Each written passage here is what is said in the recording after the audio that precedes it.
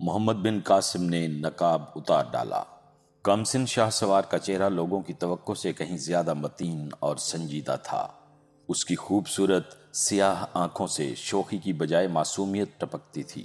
لوگوں کے نعروں اور پر اشتیاق نگاہوں کے جواب میں اس کا سکون یہ ظاہر کر رہا تھا کہ اسے بڑی سے بڑی فتح بھی متاثر نہیں کر سکتی۔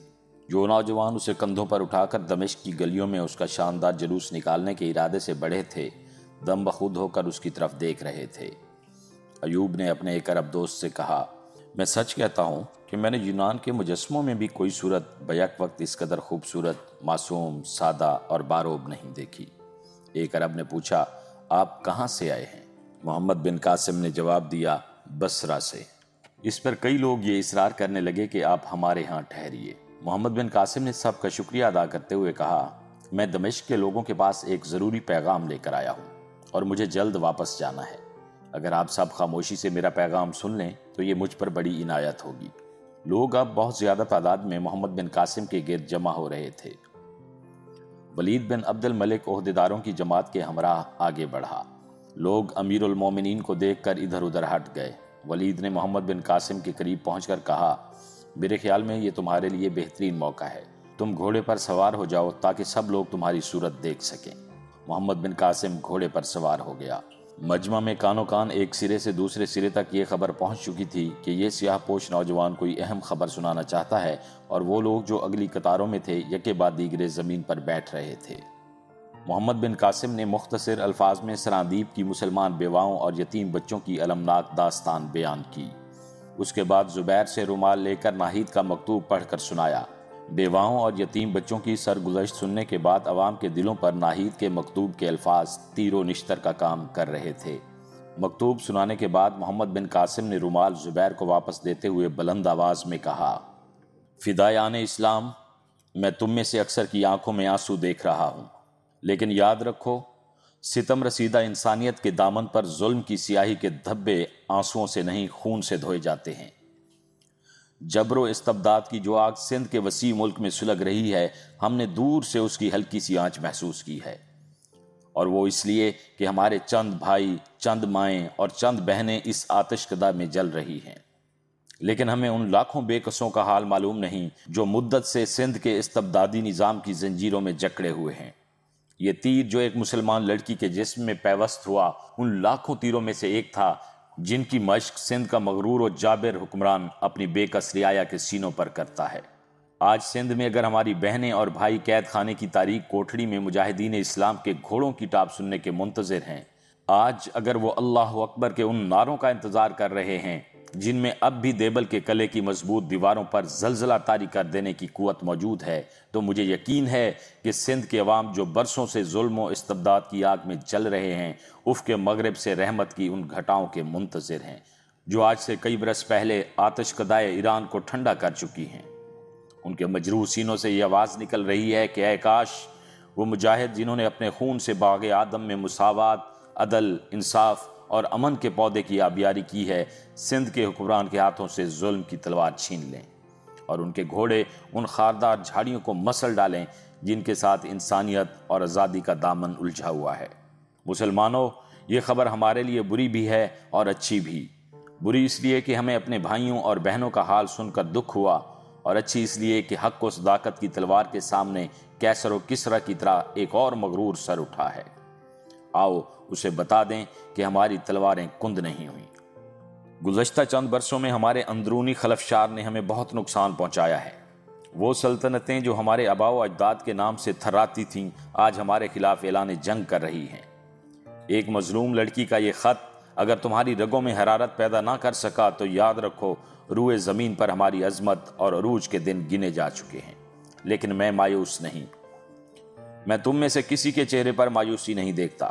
میں صرف یہ کہوں گا کہ ایک شجاع قوم غفلت کی نیند سو رہی ہے، اور اس قوم کی ایک غیور بیٹی بلند آواز میں یہ کہہ رہی ہے کہ اسلام کے غیور بیٹو، تم روئے زمین کی ہر بہو بیٹی کی عصمت کی حفاظت کے لیے پیدا ہوئے تھے، اور آج تمہاری یہ حالت کہ تمہاری اپنی بہو بیٹیوں کو پابا زنجیر برہمن آباد کے بازاروں میں کھینچا جا رہا ہے۔ عوام جذبات سے مغلوب ہو کر ولید بن عبد الملک کی طرف دیکھ رہے تھے۔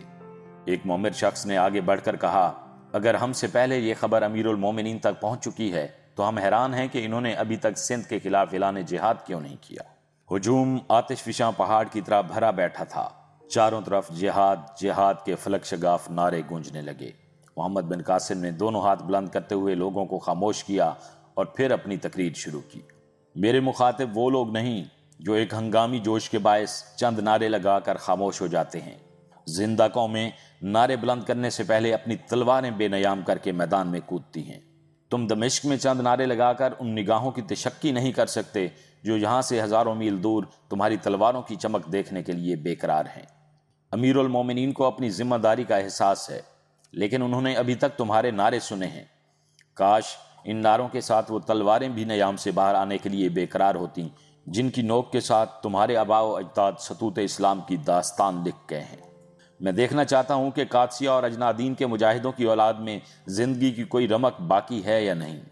اس میں شک نہیں کہ ہماری تمام افواج ترکستان اور افریقہ کے میدانوں میں مصروف جہاد ہیں، لیکن تم میں سے کون ایسا ہے جو تلوار کا استعمال نہیں جانتا؟ اگر ہمت کریں تو ہم سندھ کے میدانوں میں یرموک اور دمشق کی یاد پھر زندہ کر سکتے ہیں۔ آج تم کو اپنے آباء و اجداد کی طرح یہ ثابت کرنا ہے کہ ضرورت کے وقت ہر مسلمان سپاہی بن سکتا ہے۔ اب تمہاری تلواریں دیکھ کر میں امیر المومنین سے اعلان جہاد کی درخواست کرتا ہوں۔ محمد بن قاسم گھوڑے سے اتر پڑا۔ اس کی تقریر کے اختتام تک کئی بوڑھے اور نوجوان تلواریں بلند کر چکے تھے۔ ایک 10 سال کا لڑکا سخت جد و جہد کے بعد لوگوں کو ادھر ادھر ہٹاتا ہوا آگے بڑھا اور ولید کے قریب جا کر بولا، امیر المومنین، کیا مجھے بھی جہاد پر جانے کی اجازت ہوگی؟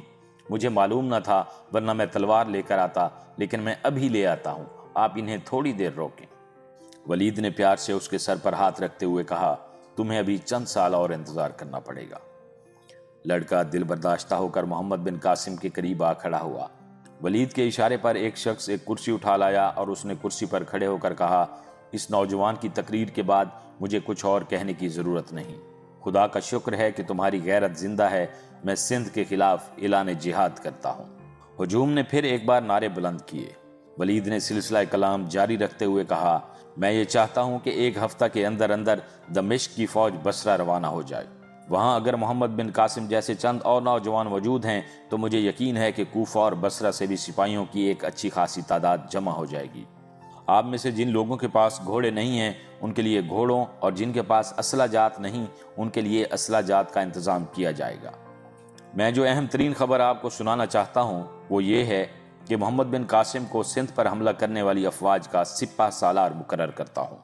میں نے اس ہونہار مجاہد کے لیے عماد الدین کا لقب تجویز کیا ہے۔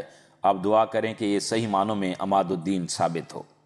رات کے تیسرے پہر محمد بن قاسم دمشق کی جامع مسجد میں نماز تہجد ادا کرنے کے بعد ہاتھ اٹھا کر انتہائی سوز و گداز کے ساتھ یہ دعا کر رہا تھا، یا رب العالمین، میرے نحیف کندھوں پر ایک بھاری بوجھ آن پڑا ہے، مجھے اس ذمہ داری کو پورا کرنے کی توفیق دے اور میرے ساتھ دینے والوں کو ان کے آباء و اجداد کا عزم اور استقلال عطا فرما۔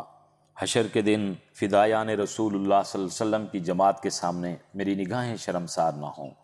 مجھے خالد رضی اللہ عنہ کا عزم اور مسنہ رضی اللہ عنہ کا اثار عطا کر میری زندگی کا ہر لمحہ تیرے دین کی سربلندی کے لیے وقف ہو۔ اس دعا کے اختتام پر زبیر کے علاوہ ایک اور شخص نے بھی، جو محمد بن قاسم کے دائیں ہاتھ بیٹھا تھا، آمین کہی، اور یہ دونوں اس کی طرف دیکھنے لگے۔ اس کے سادہ لباس اور نورانی صورت میں غیر معمولی جاذبیت تھی۔ وہ کھسک کر محمد بن قاسم کے قریب ہو بیٹھا اور اس کی طرف محبت اور پیار سے دیکھتے ہوئے بولا، تم محمد بن قاسم ہو؟ جی ہاں۔ اور آپ؟ میں عمر بن عبدالعزیز ہوں، رحمت اللہ علیہ۔ محمد بن قاسم عمر بن عبدالعزیز رحمت اللہ علیہ کی بزرگی اور پاکیزگی کے متعلق بہت کچھ سن چکا تھا۔ اس نے عقیدت مندانہ نگاہوں سے دیکھتے ہوئے کہا، آپ میرے لیے دعا کریں۔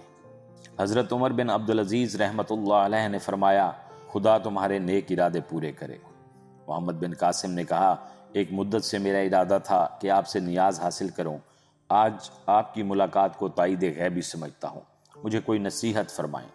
عمر بن عبدالعزیز رحمت اللہ علیہ نے کہا، میں تمہیں صرف یہ بتانا چاہتا ہوں کہ تمہارے جیسے بہادر اور ہونہار سپہ سالار کی قیادت میں انشاءاللہ دشمن کے خلاف تلوار کی مہم جلد ختم ہو جائے گی، لیکن اگر تم سندھ میں جہاد کا صحیح جذبہ لے کر جا رہے ہو تو تمہیں وہاں اپنے اخلاق اور کردار سے یہ ثابت کرنا ہوگا کہ تم سندھ کے لوگوں کو غلام بنانے کے لیے نہیں بلکہ انہیں نظام باطل کی زنجیروں سے آزاد کر کے سلامتی کا راستہ دکھانے کے لیے آئے ہو۔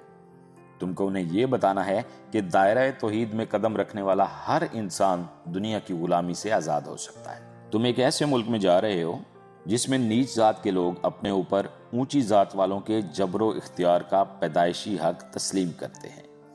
سندھ کے استبدادی نظام کی جڑیں کٹ جانے کے بعد اگر تم لوگوں کے سامنے اسلامی مساوات کا صحیح نقشہ پیش کر سکے تو مجھے یقین ہے کہ تم ان کے قلوب پر بھی فتح پا سکو گے۔ جو آج تمہارے دشمن ہیں کل تمہارے دوست ہو جائیں گے۔ مسلمان بیواؤں اور یتیموں پر سندھ کے حکمران کے مظالم کی داستان سن کر بعض نوجوان صرف جذبہ انتقام کے تحت تمہارا ساتھ دینے کے لیے تیار ہو گئے ہیں، لیکن ان میں سے کسی کو گرے ہوئے دشمن پر وار کرنے کی اجازت نہ دینا۔ خدا زیادتی کرنے والوں کو پسند نہیں کرتا۔ ظالم کے ہاتھ سے اس کی تلوار چھین لو لیکن اس پر ظلم نہ کرو، بلکہ اگر وہ تائب ہو جائے تو اسے سینے سے لگا لو۔ اگر وہ زخموں سے نڈھال ہو کر تم سے پناہ مانگے تو تم اس کے زخموں پر مرہم رکھو۔ ہمارے یتیموں اور بیواؤں پر ظلم ہوا ہے لیکن تم ان کے یتیموں اور بیواؤں کے سر پر شفقت کا ہاتھ رکھو، اور یاد رکھو کہ خدا ہمسایہ ممالک پر عرب قوم کا سیاسی تفوق نہیں چاہتا بلکہ کفر کے مقابلے میں اپنے دین کی فتح چاہتا ہے، اور یہ کام اگر عربوں کے ہاتھوں پورا ہوا تو وہ دنیا میں بھی فلاح پائیں گے اور آخرت بھی اچھی ہوگی۔ نماز صبح کی اذان سن کر عمر بن عبدالعزیز رحمۃ اللہ علیہ نے اپنی تقریر ختم کی۔ نماز کے بعد محمد بن قاسم نے ان سے رخصت ہوتے وقت کہا، مجھے یہاں سے روانہ ہونے میں 5 دن اور لگ جائیں گے۔ اس عرصے میں آپ کے علم و فضل سے اور زیادہ مستفید ہونا اپنی خوش بختی خیال کروں گا، لیکن دن کا بیشتر حصہ مجھے نئے سپاہیوں کو تربیت دینے میں صرف کرنا پڑے گا۔ اگر آپ کو تکلیف نہ ہو تو رات کو کسی وقت میں آپ کی خدمت میں حاضر ہو جایا کروں۔ عمر بن عبدالعزیز رحمۃ اللہ علیہ نے جواب دیا، تم جس وقت چاہو میرے پاس آ سکتے ہو، خاص طور پر اس وقت تم ہر روز مجھے یہاں پاؤ گے۔ 8 دن کے بعد میں بھی مدینہ چلا جاؤں گا۔ محمد بن قاسم حضرت عمر بن عبدالعزیز رحمۃ اللہ علیہ سے رخصت ہو کر مسجد سے باہر نکلا تو نوجوانوں کی ایک خاصی جماعت اس کے آگے اور پیچھے تھی۔ دروازے کی سیڑھیوں پر پہنچ کر اس نے انہیں مخاطب کرتے ہوئے کہا، آپ سب میدان میں پہنچ جائیں، میں بھی تھوڑی دیر میں پہنچ جاؤں گا۔ محمد بن قاسم کی قیام گاہ کے دروازے پر 2 سپاہی گھوڑے لیے کھڑے تھے۔ محمد بن قاسم اور زبیر نے گھوڑوں پر سوار ہو کر سپاہیوں کے ہاتھوں سے نیزے لیے اور گھوڑوں کو ایڑ لگا دی۔ شہر کے مغربی دروازے سے باہر نکلنے کے بعد وہ سرسبز باغات سے گزرتے ہوئے ایک ندی کے کنارے آ رکے اور گھوڑوں سے اتر کر پانی میں کود پڑے۔ ندی کے صاف اور شفاف پانی میں تھوڑی دیر تیرنے اور غوطے لگانے کے بعد کپڑے بدل کر وہ کچھ دیر اپنے سامنے دلکش اور سرسبز پہاڑوں کا منظر دیکھتے رہے۔ محمد بن قاسم نے اپنے ساتھی کو محویت کی حالت میں دیکھ کر کہا، کل ہم بہت سویرے یہاں آئیں گے، اب ہمیں چلنا چاہیے، لوگ ہمارا انتظار کر رہے ہوں گے۔ زبیر نے چونک کر محمد بن قاسم کی طرف دیکھا، کیا کہا آپ نے؟ ہمیں دیر ہو رہی ہے، چلیے۔ دونوں پھر گھوڑوں پر سوار ہو گئے۔ محمد بن قاسم نے پوچھا، تم ابھی کیا سوچ رہے تھے؟ زبیر نے مغموم لہجے میں جواب دیا، میں تصور میں سرادیب کے سبزہ زار دیکھ رہا تھا، لیکن ہماری منزل مقصود تو سندھ کے ریگستان ہیں۔ انہیں میں ہر وقت دیکھتا ہوں لیکن کبھی کبھی سرادیب کے سبزہ زار بھی یاد آ جاتے ہیں۔ محمد بن قاسم نے کہا، کل تم خواب کی حالت میں ناہید کو آوازیں دے رہے تھے، میں نے اس کا ذکر مناسب نہ سمجھا۔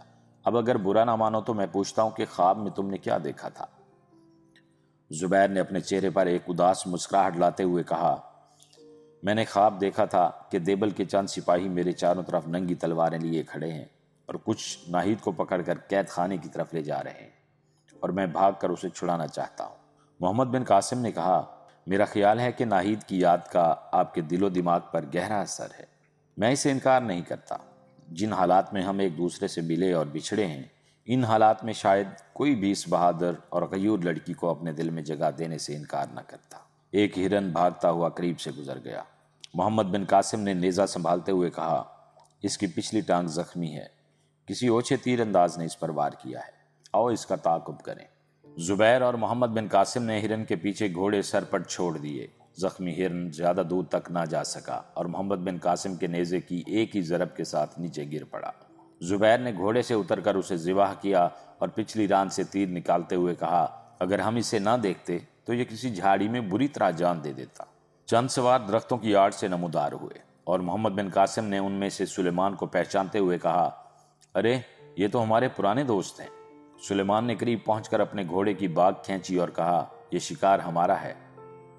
محمد بن قاسم نے جواب دیا، آپ لے سکتے ہیں، ہم نے اسے صرف ایک تکلیف دہ موت سے نجات دی ہے۔ اس کی ٹانگ زخمی تھی اور ہمارا خیال تھا کہ یہ جھاڑیوں میں چھپ جائے گا۔ صالح نے کہا، تم غلط کہتے ہو، تم نے گرتے ہوئے ہرن کو ذبح کیا ہے۔ محمد بن قاسم نے سنجیدگی سے جواب دیا، یہ صحیح ہے، ہرن گر پڑا تھا لیکن میرے نیزے کی ضرب سے، اور اگر تیر آپ نے چلایا تھا تو آپ اس کی ٹانگ دیکھ سکتے ہیں۔ صالح نے غضبناک ہو کر تلوار نکالی، لیکن سلیمان نے سختی سے کہا، تم ان دونوں کے جوہر دیکھ چکے ہو، تمہیں اپنی تیر اندازی کے متعلق غلط فہمی تھی، آج وہ بھی رفع ہو گئی۔ یہ کہہ کر وہ محمد بن قاسم سے مخاطب ہوا، میرا یہ دوست جس قدر جوشیلا ہے اسی قدر کم عقل ہے، آپ کو ضرورت ہو تو آپ یہ شکار لے جا سکتے ہیں۔ محمد بن قاسم نے جواب دیا، نہیں شکریہ، اگر مجھے ضرورت ہوتی تو میں خود شکار کر لیتا۔ یہ کہہ کر اس نے زبیر کی طرف اشارہ کیا اور دونوں نے باگیں موڑ کر اپنے گھوڑے سر پر چھوڑ دیے۔